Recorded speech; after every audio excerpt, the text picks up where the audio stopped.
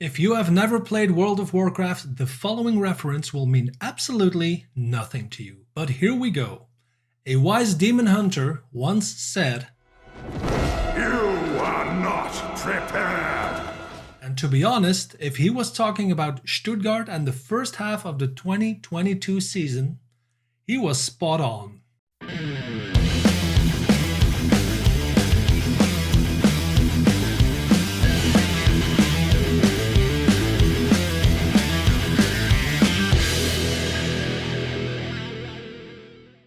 What's up guys, my name is Jochen aka Leyodemus and welcome to part 20 already of Stuttgart über alles. In this FM21 series, I try to transform VfB Stuttgart in Germany from a newly promoted Bundesliga club into a European giant.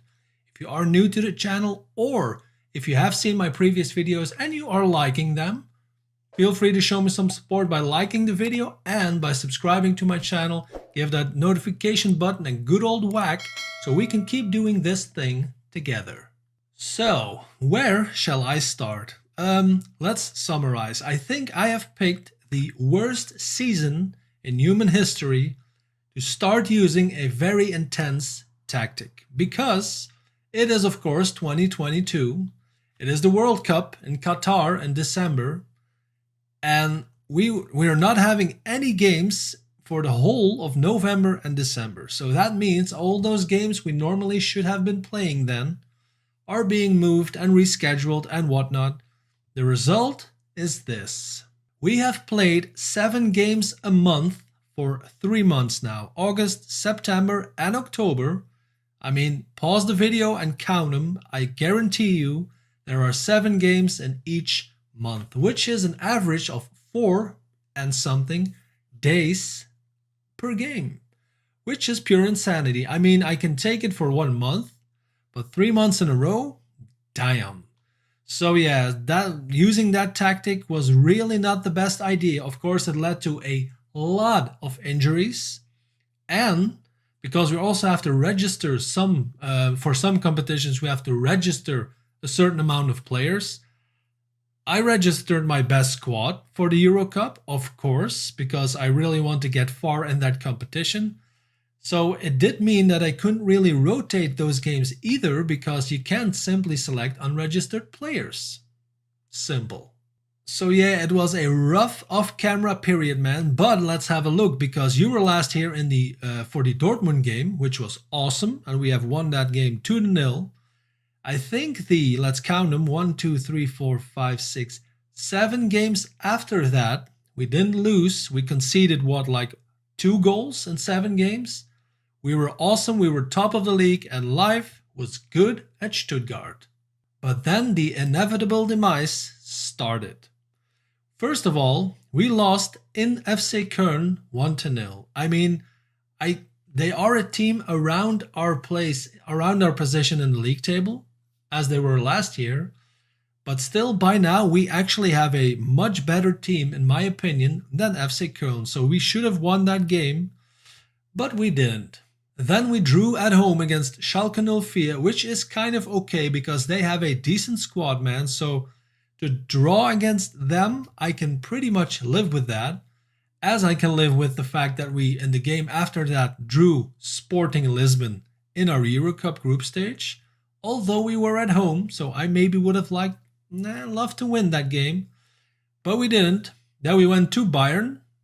I mean, 2-0. If there is one game in the entire league that I am expecting not to win, it is the away game at Bayern Munich. So we lost 2-0. But then at home, and this was kind of the killer for our morale, because of course you can see that our form kind of dropped like a stone after this awesome period. But that game at home, we lost 2-1 against Borussia Mönchengladbach. That was the killer, man. We had a team meeting and all that kind of shenanigans. It probably helped a little bit because then we won at home against the worst team in the league, 2-1. Let's have a look at these match stats. Where are they? Match stats, bars. And this is what I want to see. This is domination of the purest kind. We have 62% possession. We have a lot of shots. We have a lot of shots on target. we have a high XG score, and they don't have all of those things. So this is what I expect against this type of team. And this is pretty much the only game so far after that Dortmund game where we have managed to pull this off. Now, I can kind of say that was the start of an uprise, because we haven't lost since the Borussia Mönchengladbach game. We won against Hannover, I told you that. Then we went to Sporting Lisbon. We had an awesome game and we have beaten them. And by awesome, I don't mean the same kind of domination as the previous game, but we were simply playing good football. We had shots on target, we had a good XG, although they had a better XG, but hey, sometimes it's all about being clinical. And luckily for us, we have Matthias Arezzo, who is quite good at that. Then we drew away in Eintracht Frankfurt, which I am also quite okay with. It's a decent team. And then we had two games. I mean, 2 games at home, 2 draws, one against the worst team in our Euro Cup group stage, 1-1, and then also a 0-0 against Hoffenheim. Now, this game in particular, we were the better team. Don't get me wrong, but we really should have won this game, man. And it doesn't matter because, spoiler, we are already qualified from that group stage because of this draw, by the way. But I mean, come on. Against Ferencváros, who are Hungarian, I think. Yep.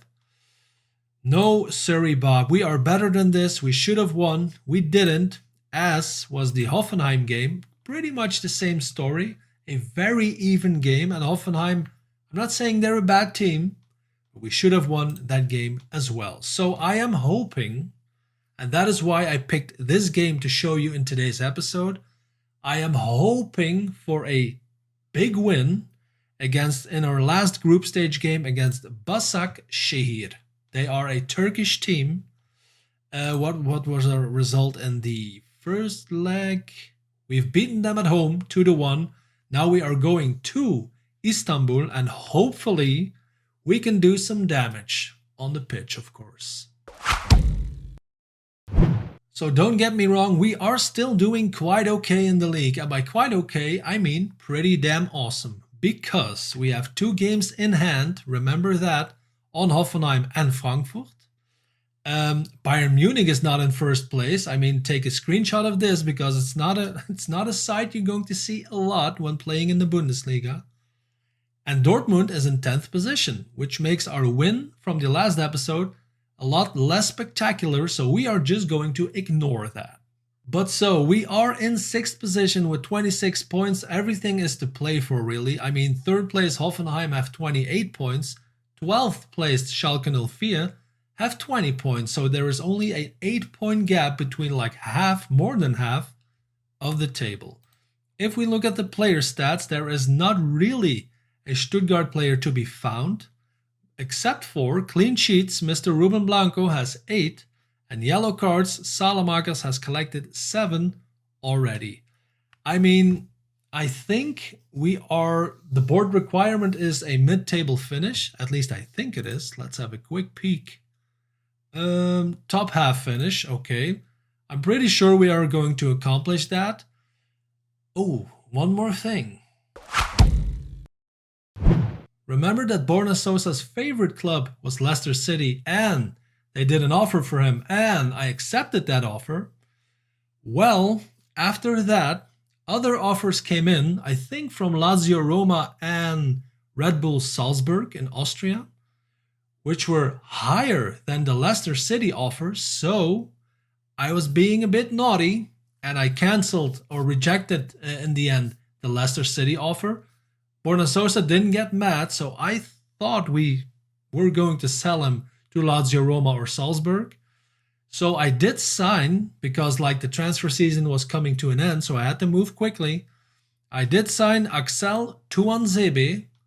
I think I showed you last time that this was one of the candidates to be signed because he was transfer listed and whatnot. He can play as a right back. He can play as an inverted wing back, although it doesn't show here on the left side. I signed him for 12.25 million from Man United, which is not a lot. He is a pretty decent player, man. And then Borna Sosa said, you know what, Mr. Leyodemus, I'm staying. So we pretty much had signed a defender, a good defender, a star player even, that we didn't really need. And we could have saved some transfer budget for next season.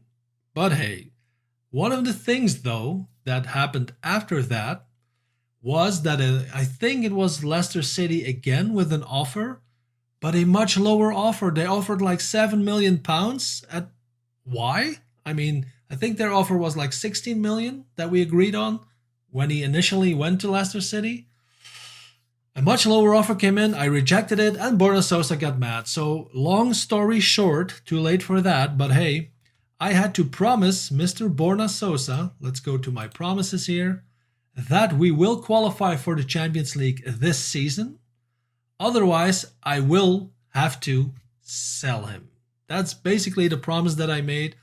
To be honest, even if we're not qualifying for the Champions League, I'm not that mad about selling him after all, because he's a decent player, but he is not the star left winger or left wing back for the future. While we are at the transfer screen, let's have a look at the players that I actually sold. I didn't know if I showed you this last time, but I sold Nesta Zahoui to Hertha Berlin for 5 million. I did also sell Ivano Bottini, one of our youth prospects from last year. I'm pretty sure he was never going to make it in the first team. So at least I got some money for him, 675k, and of course a sell-on clause of 50% of the profit, which I think we could get some money out of that in the future. And I did also loan out Silas Wamangituka to Eintracht Frankfurt. I think there is also a optional future fee involved, but I am not sure. The guys who came in, besides Tuanzebe, are this. Sebastiano Esposito, he is a striker, comes in on loan from Inter. Because I did loan out Wamangituka, I kind of wanted to play safe and get me another striker. He is a wonder kid, so he is officially, although on loan, the first wonder kid at our club in this series. And I also signed on loan Robert from Real Hispalis. He is a winger. To be fair, I don't know if I was drunk or having an aneurysm, but I don't remember why that I've actually signed him, because we have a lot of wingers, or we have wingers, I think, that are capable enough, players that are capable enough to play on the wing. So I'm not really sure, but hey, he came in on loan. And also we have signed Adam Lewis because I really wanted an extra guy on the defensive winger position on the left side of the pitch. And this is him. Now, before we play our last group stage game in the Euro Cup, let's have a look at Group H, shall we? We are already qualified, as I mentioned. Sporting and Ferencváros are still battling for that second qualification spot, although Sporting is a much better team. But apparently, Başakşehir, I thought Ferencváros was the worst team, but apparently the Turkish side are even worse. And guess who we are playing today? Here we go, tactical meeting, please. Okay, no advice whatsoever, team selection. I think as far as this tactic goes, I did tweak a lot. Because I really started to notice that bad form, which you saw in the results, obviously. So I really did change it a lot, and maybe that was not a good thing. I think you have to give it some time either way, if it is working or it is not working. They have to get They have to get accommodated with the tactic, those players. So, I mean, it's been like this for a couple of games now, and I think the main change I did between this and last episode is that I am playing with 2 strikers. Instead of 2 shadow strikers, we now have 2 advanced forwards because we don't have a player who can really play as a target man. And we have an attacking midfielder in a supportive duty.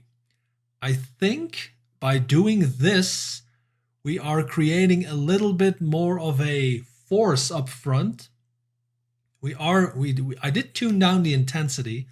What I basically did was I got rid of a lot of these instructions. I am just going to let the players decide how they will play the game itself in this formation that I have put up there. So let's just try it. I mean, it is still a very much a learning process and a search for a very good and suitable tactic for Stuttgart. But let's try it today with this. I am going to do a quick pick because as you can see, if I scroll down, we do have an injury. We have several injuries, really. The most notable one, Nicolas Gonzalez, is still out for a couple more weeks, 3 weeks. So he will miss the World Cup. I don't know if he should be selected or would be selected either way. I am not sure, but he's not going. That's a fact. And we also have Anton, who is coming back out of injury, as is Sobol. I am going to take Sobol with me on the bench and probably also, let's see, maybe Shabot for Eustakio. Yep, and these are all unregistered players except for Stenzel and Shabot and our backup keeper, of course. But I am going to do it like this. As you can see, injury risk, bam, a lot of red. That's also why I tuned it down a little bit. I don't want to change tactics, but I do want to change the level of intensity for this game especially, because I don't want any more injuries. That's basically it. So with that out of the way, let's have a look at the team. Ruben Blanco, of course, our warrior in goal. Then Hendricks, Amadozic, Popov and Tuanzebe as our back four. Tonali as a deep-lying playmaker. Sosa and Salamakers on the wing because Gonzalez is injured, like I said. Aguilov in the attacking midfielder position and striker duo both as an advanced forward. Renier and Arezzo. Let's see, 3 players are concerned because they lack tactical familiarity. That is Renier, Knappe and Inns. Knappe and Inns are on the bench and Renier is on the pitch, so he will just have to deal with it. Let's have a look at the Turkish side, but I am pretty sure I don't know anyone. Although Juan Mata, is that probably the Juan Mata from Man United? I have no idea. Let's go to the dressing room, pump fists, and let's say, come on lads, show me what you can do. I mean, if we lose this game on camera, I might in fact lose my Match preview, please. And let's have a look at Mata. That is without any doubt Juan Mata of Man United, Chelsea and Valencia. And I also spotted Rafael, but that can't possibly be... What? That is the, like, from Man United? Oh, come on. And they are both on the bench, and this is the worst team in our group. Either way, Istanbul, hope you're ready for this. Come on, guys, 5 minutes in. I really want a dominant and a pleasant game, if you will. I am yearning for a normal, pleasant win against a weak team. That is all. That's all that I want, and we are 20 minutes in, and nothing has happened. Although we don't even have more possession. Oh, one more thing. It's not really a possession-based tactic, so don't get me wrong. But I mean, against a team of this stature, luckily there is still the long throw-in exploit that we can use because it is so overpowered. I see everybody do it. I've never used a long throw-in in any football manager, but I sure as hell am going to, because Amadozic, for example, is an awesome header. Like, I get the idea behind it, but that it works so many times. No sorry, Bob. Come on, Mr. Ruben Blanco. Don't do anything stupid. Thank you. Good ball to Arezzo. Sosa now. Ooh, Renier. Can Sosa cross it? Gets it back to Hendricks. Good ball. Okay. Highlight ends. Let's keep an eye out for fitness levels because, like I said, I don't want any more unnecessary injuries. Another long throw with Hendricks straight to the keeper. That's also an option, of course. It doesn't always work, of course, but Yeah, keeper kicks it away. Amadosic does something really weird, but Sosa keeps it in bound and gets headed away back to Sosa. Very awesome ball to Renier and a strike. I mean, this is classic Renier, though. I know you don't see him score much because it's only his second goal of the season. But this is classic Mr. Renier. A very good ball coming up from Sosa. This one. And Renier just a one-timer, bam, beats the keeper and puts it in the back of the net. Let's praise him because, I mean, we are in Istanbul and we are 2-0 up. And that is probably, yep, how we reach halftime. Our XG is awesome.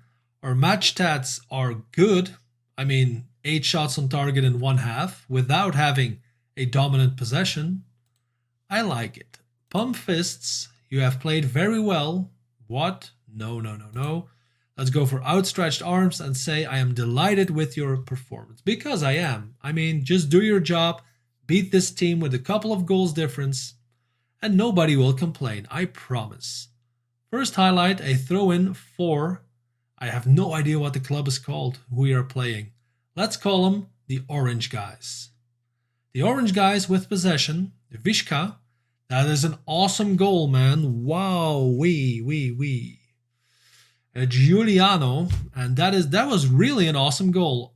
A perfect pass and a very good volley. What else can I say? Let's look at it again. Look at this. Vishka with the ball.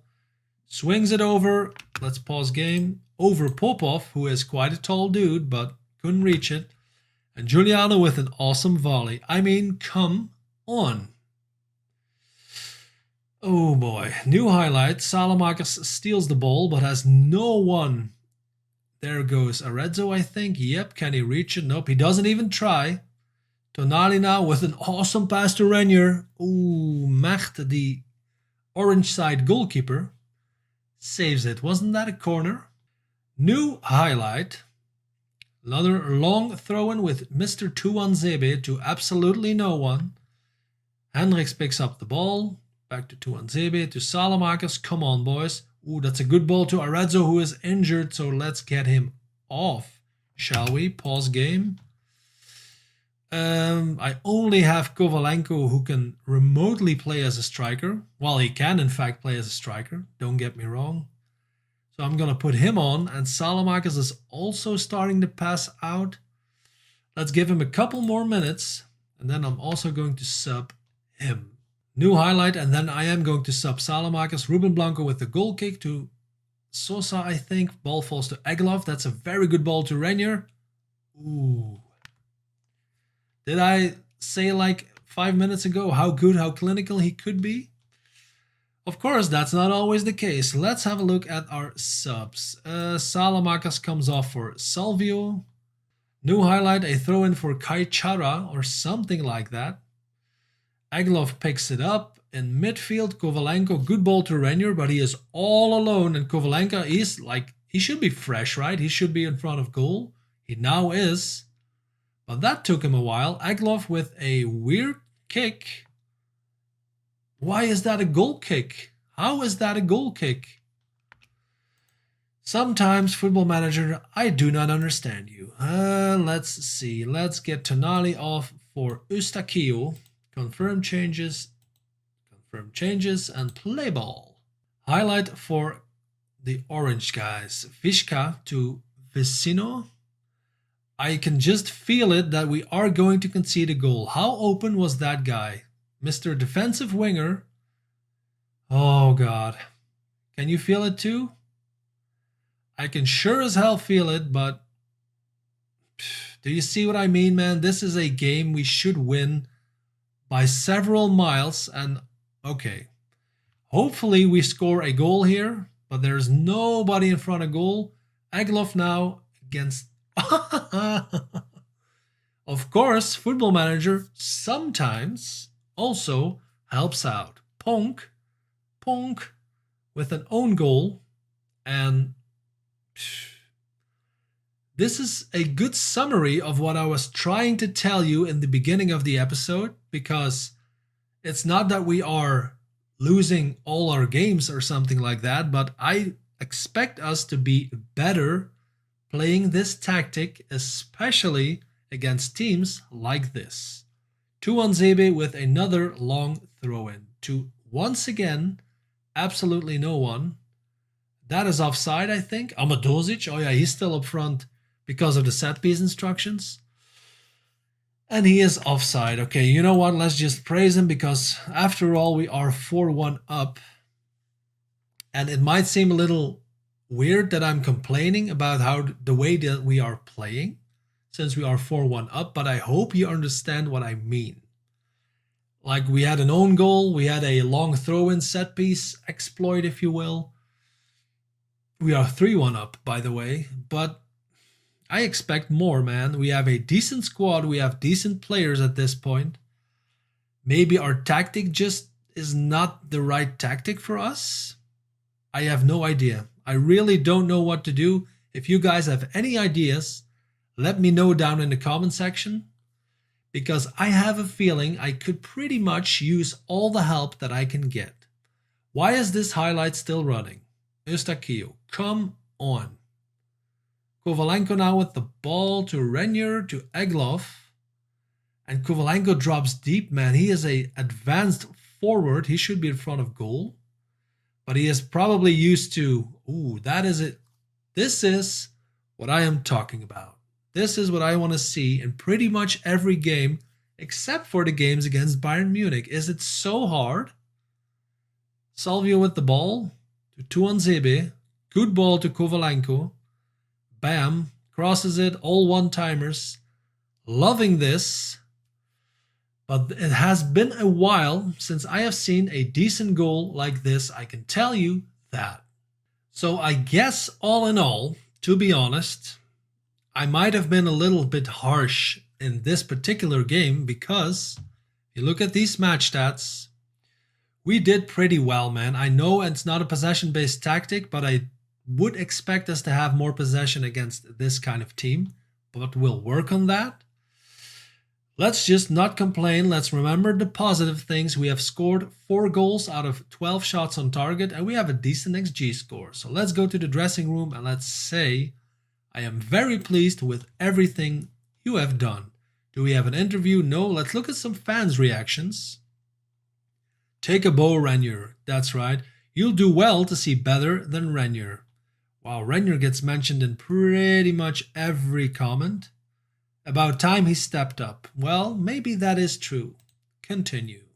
Luckily, our injury for Arezzo is not that bad, 4 to 7 days, although I am not sure if he was selected for Uruguay for the World Cup. I have no idea if Uruguay are in the World Cup. Let's have a look. Yes, they are. So that might pose a problem for him. Arezzo will be treated by the club's physios 4 to 7 days. I think he will still go because the first game was like in 2 weeks? He should be alright. As you have probably guessed by now, tomorrow's episode will be fully devoted to the World Cup in Qatar of 2022. We can't root for Germany because they have like a fake team. Football Manager does not have a license for the German national team, which sucks, but it has been like that for years now. Of course, I could load in like a custom database and stuff. I'm not really into that stuff, but either way, I'm rooting for Belgium in the World Cup. You can root for whoever you want, as long as you don't forget to tune in with me. So guys, that was it for today's episode. I really hope you have enjoyed the video. I am super glad that I think we can conclude that we had a good win, right? Super happy that we did. If you enjoyed it as well, give me a big thumbs up on the video and don't forget to subscribe to my channel if you are interested in doing this adventure with me. Bang on that notification button and you will be notified every time a video drops. I thank you so much for watching and I really hope to see you very soon.